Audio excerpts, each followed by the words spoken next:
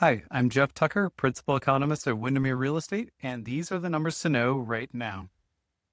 The first number to know this month is $78. That is the price of a barrel of oil as of July 13th, and it's $10 higher than just 1 week earlier, when it had fallen into the ballpark of its late February level of $65.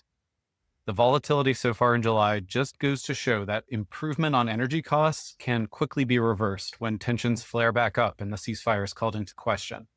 That leaves markets of all kinds at the mercy of events in the Middle East. Which brings me to the second number to know right now. The price of a gallon of gas, $3.87 as of July 12th. Gas prices have come down from $4.56 in May, but they haven't fallen by nearly as much as oil prices did. In fact, they've only given up a little less than half of their peak wartime gains.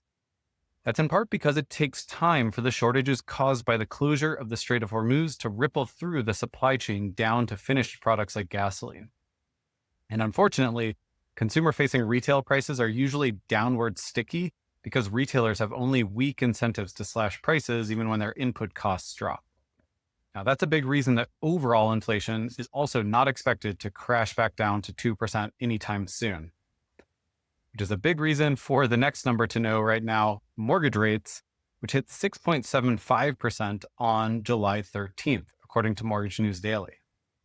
Freddie Mac's weekly survey was a little lower at 6.5% on July 9th before the ceasefire was called back into question. Now, that's not just due to gas prices remaining elevated.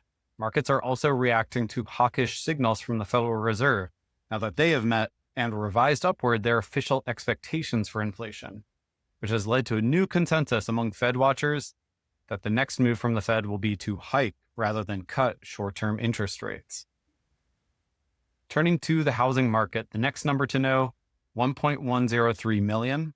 That's how many active listings were on the market nationally at the end of June, according to Realtor.com. Now, that's just above the 1.083 million active listings from June of last year. Put another way, active listings were up just 2% year over year in June. That matches last month's gain, continuing a dramatic slowdown from May of 2025, when inventory was up 32% year over year.